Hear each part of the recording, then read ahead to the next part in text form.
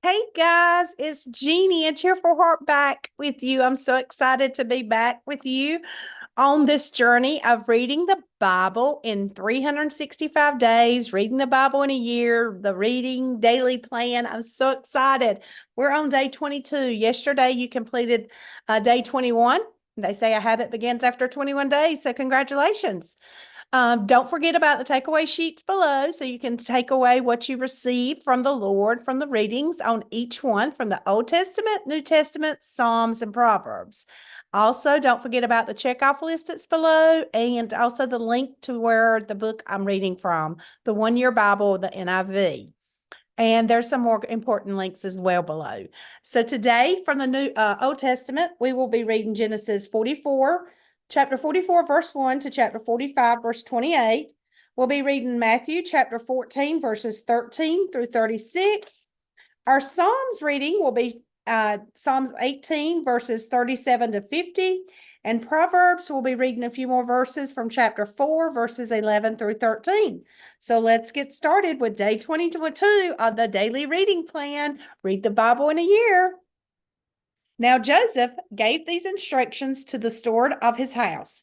Fill the men's sacks with as much food as they can carry and put each man's silver in the mouth of his sack. Then put my cup, the silver one, in the mouth of the youngest one's sack, along with the silver for his grain.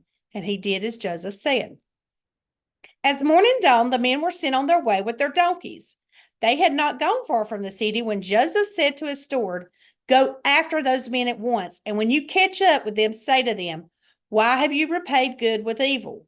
Isn't this isn't this the cup my master drinks from and also uses for his divination? This is a wicked thing you have done. When he caught up with them, he repeated these words to them. But they said to him, Why does my Lord say such things? Far be it from your servants to do anything like that. We even brought back to you from the land of Canaan the silver we found inside the mouths of our sack. So why would we steal silver or gold from our master's house?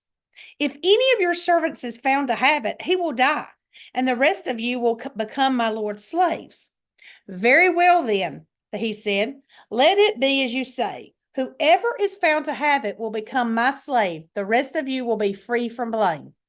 Each of them quickly lowered his sack to the ground and opened it. Then the steward proceeded to search, beginning with the oldest and ending with the youngest. And the cup was found in Benjamin's sack. At this, they tore their clothes.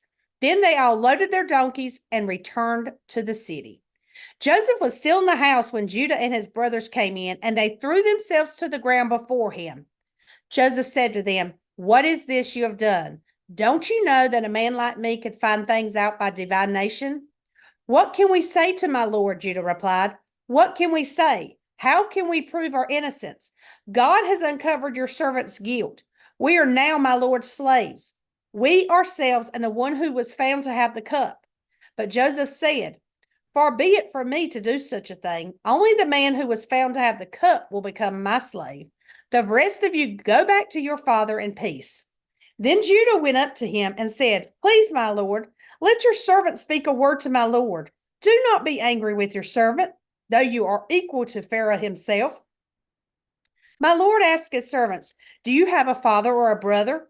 And we answered, We have an aged father, and there is a young son born to him in his old age. His brother is dead, and he is the only one of his mother's sons left, and his father loves him. Then you said to your servants, Bring him down to me so I can see him for myself. And we said to my lord, The boy cannot leave his father. If he leaves him, his father will die. But you told your servants, Unless your youngest brother comes down with you, you will not see my face again. When we went back to your servant, my father, we told him what the Lord had said. Then our father said, Go back and buy a little more food.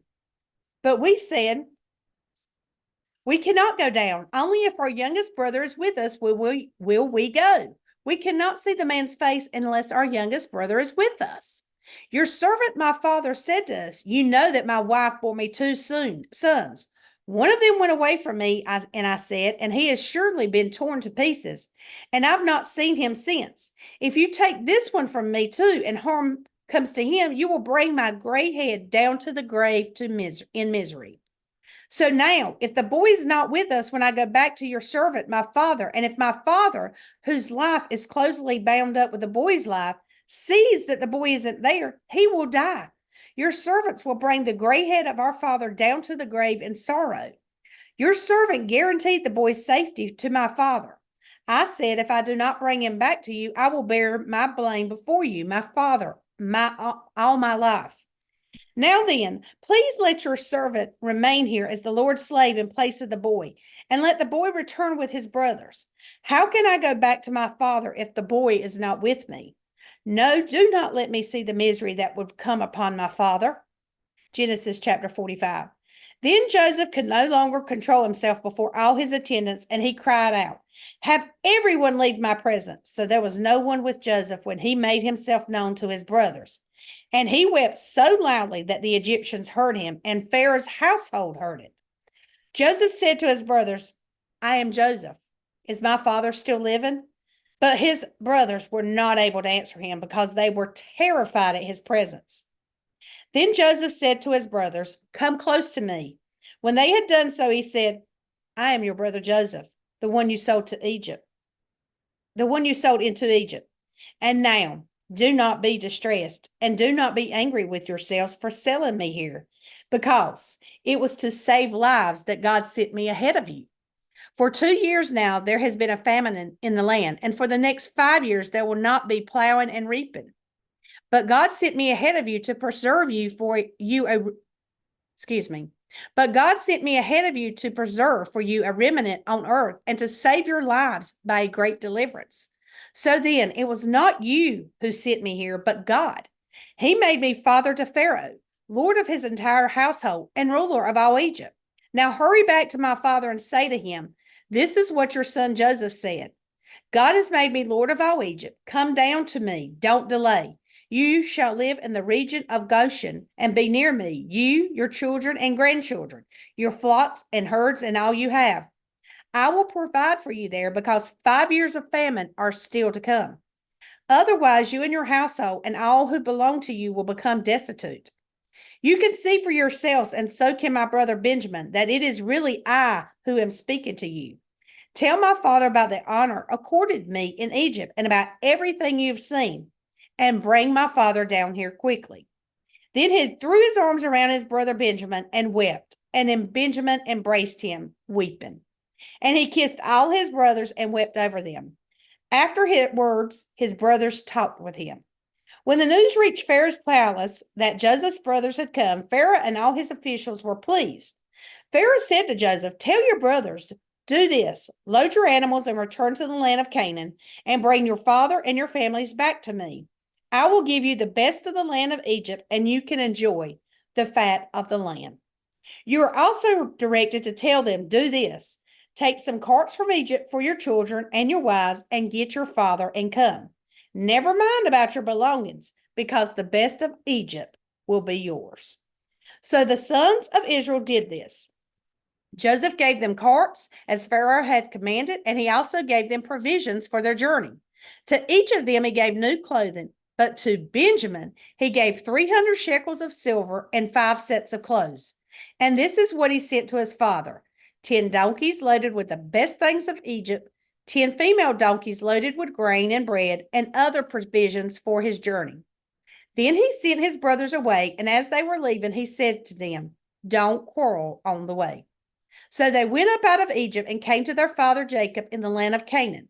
They told him, Joseph is still alive. In fact, he is ruler of all Egypt. Jacob was stunned. He did not believe them. But when they told him everything Joseph had said to them, and when he saw the carts Joseph had sent to carry him back, the spirit of their father Jacob revived. And Israel said, I'm convinced my son Jacob is still alive. I will go and see him before I die. Now to Matthew chapter 14, verses 13 through 36. When Jesus heard what had happened, he withdrew by boat privately to a solitary place.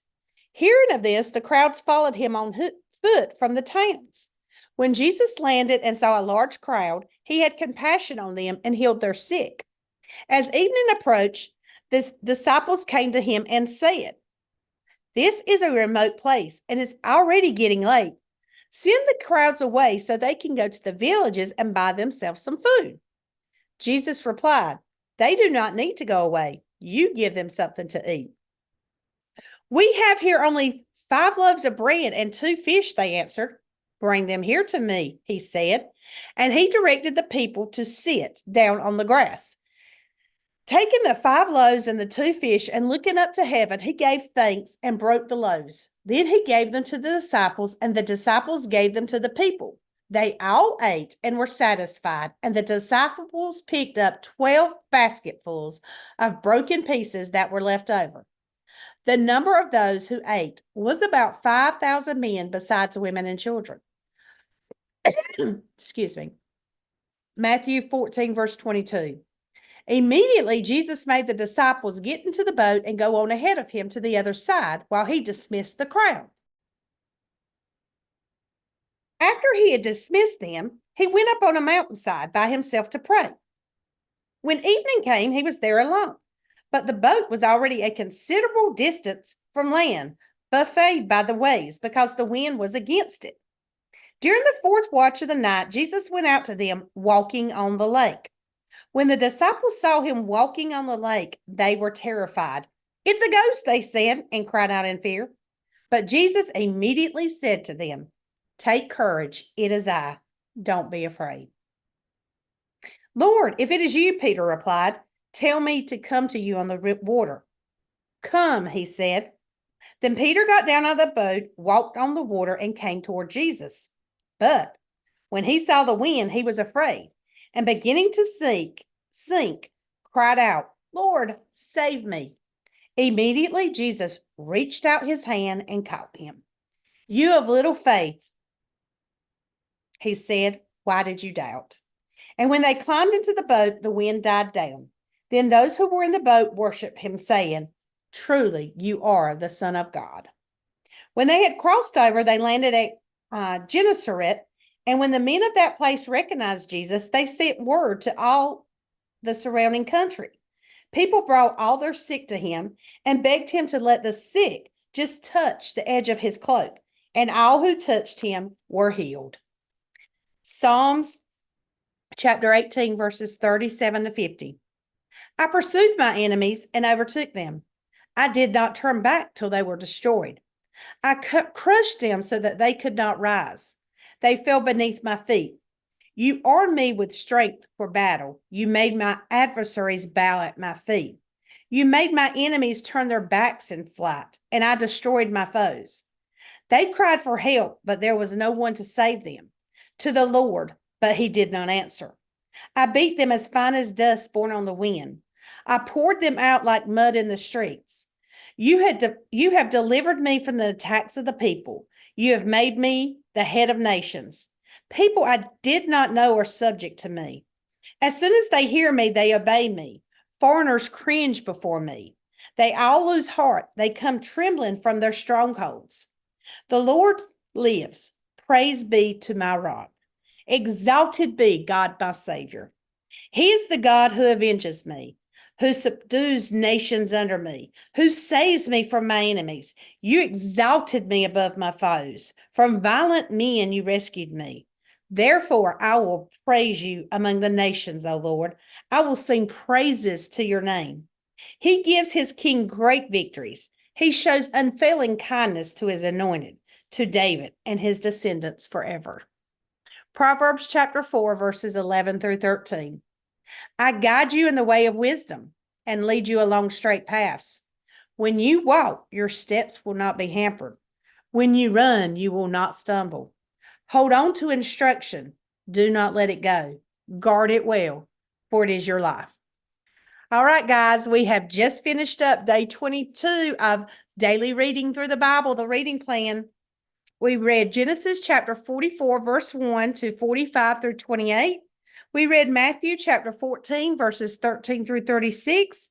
And we also read Psalms chapter 18, verses 37 through 50, and Proverbs chapter 4, verses 11 through 13. Again, thank you for joining me. If you like this video, please like it. Please do not forget to subscribe.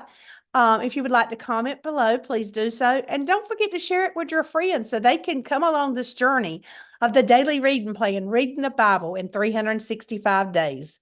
Thanks, guys. Have a wonderful day.